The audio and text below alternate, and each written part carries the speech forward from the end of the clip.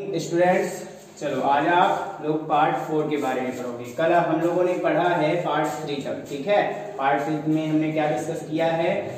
Structure के according sentence, simple, compound and complex आप लोगों ने पढ़ रखा है, हमने भी पढ़ाया था आप लोग को, थोड़ा सा रिवाइज हो गया। अब आप लोग पढ़ोगे सब्जेक्ट एंड ऑब्जेक्ट के बारे में। आप लोग जानते होंगे सब्जेक्ट क्या होता है, ऑब्जेक्ट क्या होता है, आप लोग को पहले से पता होगा, ठीक है। तो आप लोग चलो थोड़ा सा डिस्कस कर लेते हैं। वैसे तो पता है, द पर्सन और thing that we speak about is called subject. कोई ऐसा पर्सन या थिंग जिसके बारे में हम बात कर रहे होते हैं, कोई भी हो, एनीबॉडी, कोई भी हो सकता है, तो हम उसके बारे में बात कर रहे होते हैं, तो वो हमारा सब्जेक्ट होता है। और देखो सब्जेक्ट हमारा नाउन के रूप में भी आता है, ठीक है। कोई नाउन आ सकता है, कोई प्रोनाउन भी आ सकता है, ठीक है, सब्जेक्ट के प्लेस पर। ये आया है तो एडजेक्टिव भी हमारा सब्जेक्ट के प्लेस पर आ सकता है। ये टू वॉक दिया गया है, टू वॉक क्या है? इन्फिनिटिव। मेन वर्ब की फर्स्ट फॉर्म जब हम राइट करते हैं तो वो बन जाता है इन्फिनिटिव, वो भी सब्जेक्ट के रूप में यूज होता है। और लास्ट पे दिया गया है स्विमिंग, जो कि स्विम वर्ब है और उस पर आईएनजी लगा है। ये भी हमारा वर्ब है, लेकिन वर्ब में जब आईएनजी लगता है और सब्जेक्ट के रूप में यूज होता है तो उसे हम बोल देते हैं जिरंड। तो आप लोग को टेक्स्ट बुक में दिया गया है, आप लोग टेक्स्ट बुक को ओपन करो और देखो उस पर सब्जेक्ट ऑब्जेक्ट के बाद उसमें दिया गया है। देखो आप लोग पढ़ लोगे क्या है, सब्जेक्ट के बारे में दिया गया है और सब्जेक्ट दिया गया है कि सब्जेक्ट हमारा नाउन के रूप में यूज होता है। जैसे हमने बता दिया Rohan is a good boy, मतलब रोहन एक अच्छा लड़का है, ठीक है। तो यहाँ पर क्या हो गया? रोहन सब्जेक्ट हो गया, ठीक। और ये नाउन है, आप लोग को पता ही है, किसी पर्सन का खुद का नेम है। फिर दिया गया she is singing a sweet song, कोई है जो स्वीट सॉन्ग गा रही है, ठीक है। तो यहाँ पर सी क्या हो गया? प्रोनाउन। तो सी भी हमारा सब्जेक्ट के रूप में यूज हुआ है, तो यहाँ पर क्या हो गया? सब्जेक्ट हो गया। फिर दिया गया है द रिच, रिच मतलब अमीर, तो यहाँ पर एडजेक्टिव होता है ना rich, rich man, poor man, लेकिन यहाँ पर द रिच आया, मतलब सारे के सारे रिच जितने भी हैं, ठीक है। आर नॉट ऑलवेज हैप्पी, वो हमेशा खुश नहीं रहते हैं। फिर दिया गया है 4 नंबर पर to walk in the morning is good for health. दिया गया है यहाँ पर टू वॉक मतलब टहलना। वॉक क्या होता है? टहलना वर्ब होती है, लेकिन यहाँ पर आप लोग को पता होगा कि जब हम मेन वर्ब की फर्स्ट फॉर्म में टू लगा देते हैं तो वो बन जाता है इन्फिनिटिव, तो इसको हम बोलेंगे टू इन्फिनिटिव। तो ये किसके रूप में यूज हुआ है? As like a subject. तो यहाँ पर हो गया टू वॉक एक सब्जेक्ट, ठीक है। तो यहाँ पर हो गया टहलना, सुबह टहलना गुड होता है हेल्थ के लिए, ठीक है, स्वास्थ्य के लिए लाभदायक होता है, अच्छा होता है। फिर दिया गया swimming is a good exercise. हम लोगों ने अभी डिस्कस किया कि क्या होता है जब हम मेन वर्ब की फर्स्ट फॉर्म में आईएनजी लगा देते हैं, ठीक है, तो वो बन जाता है हमारा जिरंड, लेकिन तब जब वो सब्जेक्ट या ऑब्जेक्ट के रूप में यूज होगा। अगर वो मेन वर्ब के रूप में यूज हो रहा है, जैसे I am swimming in the pond, तो वहां पर स्विमिंग क्या है? स्विमिंग कर रहे हो आप लोग, तो वहां पर वर्ब हो जाएगा। लेकिन यहाँ पर क्या है? स्विमिंग, स्विमिंग मतलब सब्जेक्ट के रूप में यूज हुआ है। Swimming is good exercise, swimming के बारे में बताया जाए तो जिसके बारे में हम बात करते हैं वो हमारा सब्जेक्ट होता है। तो यहाँ पर स्विमिंग क्या हो गया? सब्जेक्ट हो गया, ठीक है। अब आगे हम डिस्कस करेंगे, ठीक। तो अभी आप लोगों ने पढ़ा सब्जेक्ट के बारे में, ठीक है। हमने सब्जेक्ट में क्या पढ़ा था कि सब्जेक्ट हमारा नाउन के रूप में भी यूज होता है, ठीक है। आप उस पर भी नेम कर सकते हो, मैं थोड़ा सा भूल गया था करना, लेकिन आप लोग कर सकते हो, नहीं चाहो तो मैंने अंडरलाइन कर दिया था, आप लोग समझ लोगे, ठीक। तो हमारा जो ऑब्जेक्ट होता है वो ऑब्जेक्ट होता क्या है? आप लोग टेक्स्ट बुक देखो, टेक्स्ट बुक में दिया गया है इन द प्रेडिकेट, मतलब प्रेडिकेट पार्ट में, ठीक है, a transitive verb needs some more words or word to complete to its meaning। मतलब कोई भी वर्ड्स कॉम्प्लीमेंट पार्ट में, मतलब कॉम्प्लीमेंट पार्ट क्या होता है? सबसे पहले हम सब्जेक्ट राइट करते हैं, सब्जेक्ट पार्ट को अलग करके उधर का कॉम्प्लीमेंट, उधर का वर्ब के बाद क्या हो जाता है? कॉम्प्लीमेंट हो जाता है, ठीक है। सब्जेक्ट आता है, हेल्पिंग वर्ब आती है, वर्ब आता है, वर्ब के बाद कॉम्प्लीमेंट पार्ट हो जाता है, तो उसमें ऑब्जेक्ट वगैरह आ जाते हैं। तो यहाँ पर ऑब्जेक्ट के बारे में हमें पढ़ना है। ऑब्जेक्ट क्या होता है? यहाँ पर दिया गया है वर्ब के बाद कोई ऐसी चीज जिस पर वर्क किया जाता है। जैसे आप लोग यहाँ पर पढ़ रहे हो, ठीक है, मैं आपको पढ़ा रहा हूँ, तो मैं क्या हो गया? सब्जेक्ट हो गया। पढ़ा रहा हूँ वो मेरा एक्शन हो गया, मैं वर्ब कर रहा हूँ, लेकिन मैं क्या पढ़ा रहा हूँ? तो यहाँ पर ग्रामर पढ़ा रहा हूँ, तो ऑब्जेक्ट क्या हो गया? यहाँ पर ग्रामर। मैं जो काम कर रहा हूँ या सब्जेक्ट जो भी एक्शन को परफॉर्म कर रहा है, जो भी एक्शन परफॉर्म कर रहा है। यहाँ पर आप लोग कंफ्यूज मत होना। जैसे आप लोग राइट करोगे मैं एक गीत गा रहा हूं, तो गा रहा हूं वो क्या हो गया? वर्ब हो गया, लेकिन जो गीत है वो क्या हो जाएगा, ऑब्जेक्ट हो जाएगा। ठीक है, तो हम लोग यहाँ पर डिस्कस करेंगे कि ऑब्जेक्ट हमारा नाउन के रूप में भी यूज होता है। जैसे हमने एग्जांपल पर राइट किया, चिल्ड्रन ईट बनाना, तो बनाना क्या है, किसी भी थिंग्स का नेम है। ठीक है, फ्रूट्स का नेम है, तो यहाँ पर क्या हो गया, हमारा नाउन हो गया ये। फिर दिया गया है आई नो यू, मैं आपको जानता हूं, यहाँ पर यू क्या है, ऑब्जेक्ट के प्लेस पर आया है, सब्जेक्ट के बाद वर्ब और वर्ब के बाद ऑब्जेक्ट। ठीक है, तो यहाँ पर यू क्या हो गया, हमारा प्रोनाउन हो गया।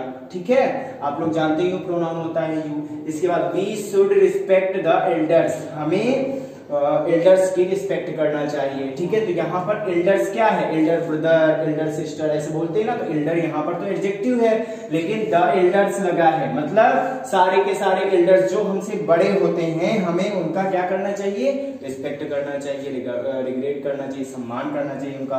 तो ये हो गया एडजेक्टिव और नाउन के रूप में हमारा यूज हुआ है। ठीक है, फिर इसके बाद प्ले टू एंजॉय, मतलब इंजॉय करने के लिए आप लोग प्ले करो। ठीक है, मतलब प्ले करो लेकिन उसमें इंजॉय भी करो आप लोग। तो यहाँ पर दिया गया है टू एंजॉय, आप लोगों ने अभी पीछे डिस्कस किया है कि मेन वर्ब की फर्स्ट फॉर्म में अगर टू पीछे लग जाता है तो वो बन जाता है इन्फिनिटिव, और वो किसके रूप में यूज होता है, एज लाइक नाउन। ठीक है, तो यहाँ पर ये ऑब्जेक्ट के रूप में यूज हुआ है, तो ये हो गया हमारा इन्फिनिटिव। ठीक, इसके बाद देखते हैं अनु लव्स सिंगिंग, दिया गया है सिंगिंग, सिंग हो गई वर्ब की फॉर्म, और दिया गया है आईएनजी, तो यहाँ पर क्या हो गया, सिंगिंग जिरंड, जो कि किसके रूप में यूज हुआ है, हमारा एक ऑब्जेक्ट के रूप में, यहाँ पर नाउन के रूप में यूज हुआ है, ऑब्जेक्ट के प्लेस में आया है, नाउन के रूप में यूज हुआ है।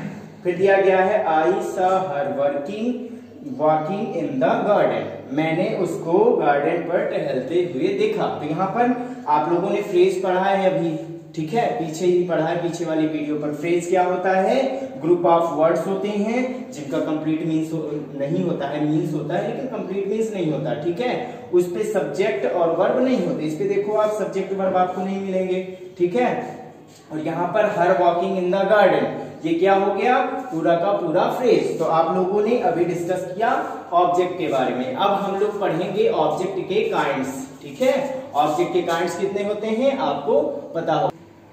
चलिए अब डिस्कस करते हैं ऑब्जेक्ट के टाइप्स के बारे में। ठीक है, तो ऑब्जेक्ट के कितने टाइप होते हैं, 2 टाइप होते हैं। फर्स्ट होता है हमारा, फर्स्ट हो गया हमारा इनडायरेक्ट एंड सेकंड हो गया डायरेक्ट ऑब्जेक्ट। ठीक है, तो अब इस पे इनडायरेक्ट ऑब्जेक्ट पे क्या होता है, आप लोग टेक्स्ट बुक पे देखोगे डेफिनेशन राइट है सिंपल सा। तो इनडायरेक्ट ऑब्जेक्ट पर होता है लिविंग नाउन या प्रोनाउन के बारे में बताएगा। ठीक है, indirect object denotes living noun और pronoun. Living noun means, living noun आप लोग जानते नहीं हो, किसी पर्सन का नेम, किसी एनिमल्स का नेम, ये लिविंग होते हैं। ठीक है, प्रोनाउन जो पर्सन और एनिमल्स के प्लेस पर यूज हो जाए, जैसे आप लोग बोल सकते हो ही बोलते हो, सी बोलते हो, किसके प्लेस पर यूज होता है, सी के प्रोनाउन के प्लेस पर यूज होता है, और वो लिविंग होते हैं। जैसे आप अपने लिए यूज करते हो आई, ठीक है, तो ये सारे लिविंग प्रोनाउन हो गए, तो इनके लिए हमारा यूज होता है, ये इनडायरेक्ट ऑब्जेक्ट होता है। ठीक है, और इसमें हम अगर हुम से क्वेश्चन पुट अप करते हैं, हुम से अगर हम क्वेश्चन पुट अप करते हैं तो हमें आंसर मिल जाता है कि यहाँ पर इनडायरेक्ट ऑब्जेक्ट क्या होगा। ठीक है, तो आप लोग हुम मींस क्या होता है, सबसे पहले किसे।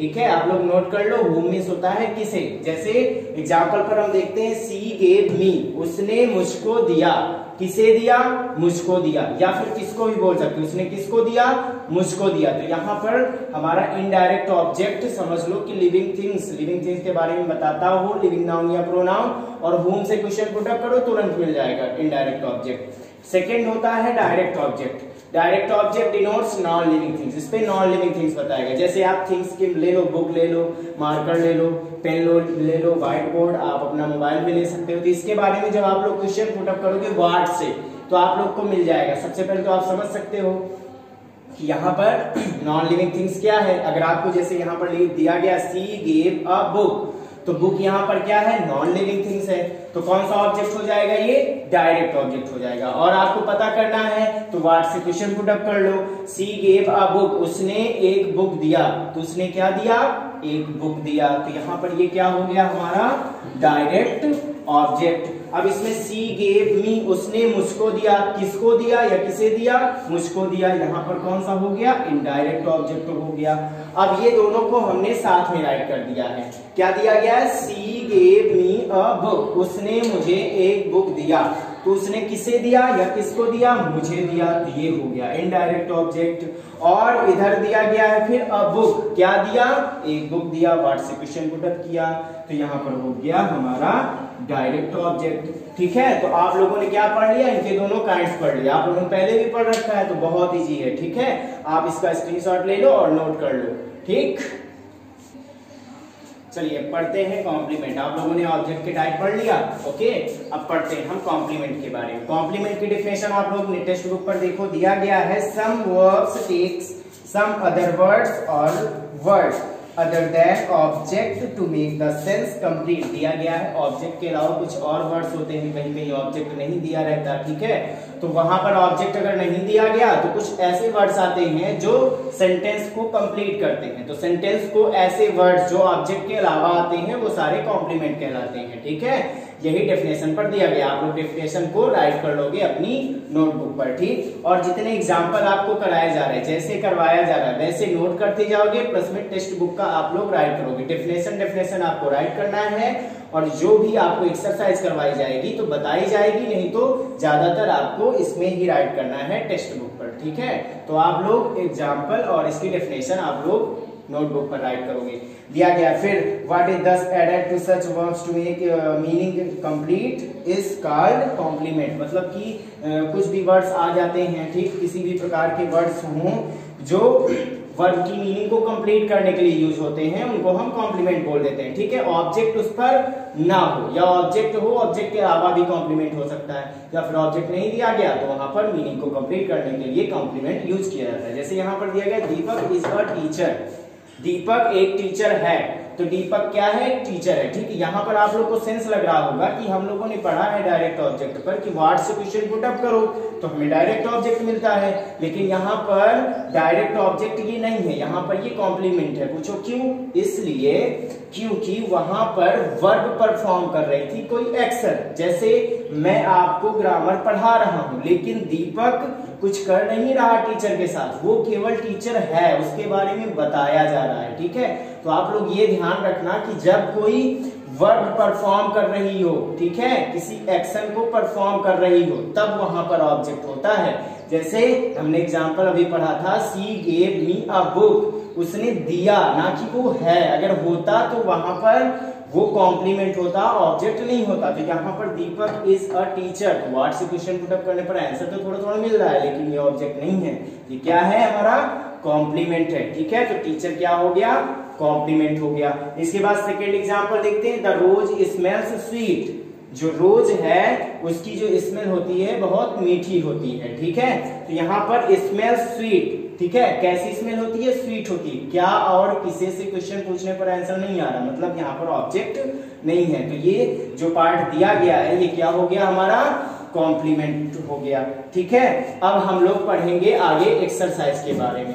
ठीक है, तो एक्सरसाइज आप लोग, चलो अब एक्सरसाइज करते हैं हम लोग। पहली एक्सरसाइज दी गई है, आप लोग को पता करना है इस पे कौन सा सेंटेंस है कौन सा नहीं है। आप लोग पहले भी कर चुके हो, चलो देख लेते हैं। फर्स्ट दिया गया है, आप लोग अपनी टेक्स्ट बुक पर रीड करो। देखो दिया गया है, all the glitters is not gold, सारी चमकने वाली चीज सोना नहीं होती है। ठीक, इसका मीन्स निकल रहा है, प्रॉपर मीन्स निकल रहा है, मतलब ये एक सेंटेंस है। ठीक है, सेकंड दिया गया है, द वेदर हॉट इज हाउट, मतलब इधर उधर दिया गया जमलेट ऑर्डर पर, तो करेक्ट ऑर्डर होता है तभी एक सेंटेंस होता है। आप लोगों ने पढ़ रखा है, तो यहाँ पर ये क्रॉस हो गया, ये सेंटेंस नहीं है। फिर दिया गया है third number, does not have he car a, इधर उधर दिए गए हैं वर्ड्स। ठीक है, जमलेट ऑर्डर पर है, तो जब कभी करेक्ट ऑर्डर नहीं दिया होता तो सेंटेंस होता ही नहीं, तो इसको भी हमने क्रॉस कर दिया। क्वेश्चन नंबर 4 देखते हैं, डू यू नो हिम, क्या आप उसे जानते हो? यहाँ पर क्वेश्चन में पूछ रहा है, मतलब ये एक करेक्ट ऑर्डर पर है, तो ये एक सेंटेंस हो गया, इंट्रोगेटिव सेंटेंस है। ठीक, व्हाट अ वंडरफुल गेम, ये भी एक एक्सक्लेमेटरी सेंटेंस है जिसका कंप्लीट मीनिंग निकल रहा है, व्हाट अ वंडरफुल गेम, कितना अच्छा गेम है। ठीक है, तो यहाँ पर कंप्लीट सेंस निकल रहा है, टिक हो गया। अब आते हैं एक्सरसाइज नंबर 2 पर। अब आप लोग को पता करना है सब्जेक्ट एंड प्रेडिकेट। ठीक है, तो आप लोगों ने क्लास 3rd से पढ़ रखा है सब्जेक्ट को अलग करना, प्रेडिकेट को अलग करना। ठीक है, तो इस पे कर लो। सबसे पहले दिया गया हेल्थ इज वेल्थ, किसके बारे में बताया जा रहा है? हेल्थ के बारे में। हेल्थ हमारा हो गया यहाँ पर सब्जेक्ट। ठीक है, और अधिकतर 95% सब्जेक्ट आगे ही रखा रहता है। इसके बाद सेकंड नंबर देखते हैं, दिया गया है home is where the heart is, दिया गया है होम, होम के बारे में बताया जा रहा है, ठीक है। तो यहाँ पर होम हो गया हमारा सब्जेक्ट। इसके बाद दिया गया स्नेक, तो दिया गया क्रॉस द पाथ ले स्नेक, यहाँ पर सब्जेक्ट लास्ट में दिया है। क्रॉस अ पाथ, एक रोड है तो ले अ स्नेक, उसके उस पार एक स्नेक लेटा हुआ है, ठीक है। तो आप लोगों ने यहाँ क्या कर देना है, स्नेक को टिक कर देना, ठीक है। यहाँ पर सब्जेक्ट क्या हो जाएगा, स्नेक, ठीक है। क्रॉस द पाथ नहीं होगा सब्जेक्ट, ठीक है। तो यहाँ पर स्नेक के बारे में बताया जा रहा है, स्नेक हो गया हमारा सब्जेक्ट। अब दिया गया है क्वेश्चन नंबर 4, देखो दिया गया है the early bird catches the worm, कौन पकड़ती है कीड़ों को, अर्ली बर्ड्स, ठीक है। अर्ली बर्ड्स होती है जो कीड़ों को पकड़ती है, ठीक है, वो खाती है। तो यहाँ पर अर्ली बर्ड के बारे में बताया गया है। तो अर्ली बर्ड हमारा क्या हो गया, यहाँ पर सब्जेक्ट हो गया। फिर दिया गया है क्वेश्चन नंबर 5 देखते हैं, थैंक यू। यहाँ पर क्या है, इंपरेटिव सेंटेंस है, आप लोग को पता भी है कि इंपरेटिव सेंटेंस पर सब्जेक्ट क्या रहता है, यू रहता है, लेकिन कभी कभी सब्जेक्ट दिया रहता है, तो यहाँ पर सब्जेक्ट क्या हो जाएगा, यू हो जाएगा, ठीक है। आप लोग अपनी स्टडी को कीप ऑन रखो और अच्छे से तैयारी करो। और एक्सरसाइज 3 को आप लोग को खुद से करना है, उसकी डेफिनेशन राइट करना है, assertive sentence, interrogative sentence, exclamatory sentence and imperative sentence. आप लोग खुद से डेफिनेशन राइट करोगे, ठीक है। आप लोगों ने वैसे कर ली होगी, डेफिनेशन नहीं राइट करना तो आप लोग एक एक एग्जांपल कर लेना, एक्सरसाइज 3 तक पूरा कंप्लीट कर लेना, स्क्रीनशॉट ले लो और जब सर आएंगे तो पूरा वर्क कंप्लीट रखना है आप लोग को, ठीक है। अपनी स्टडी जारी रखो।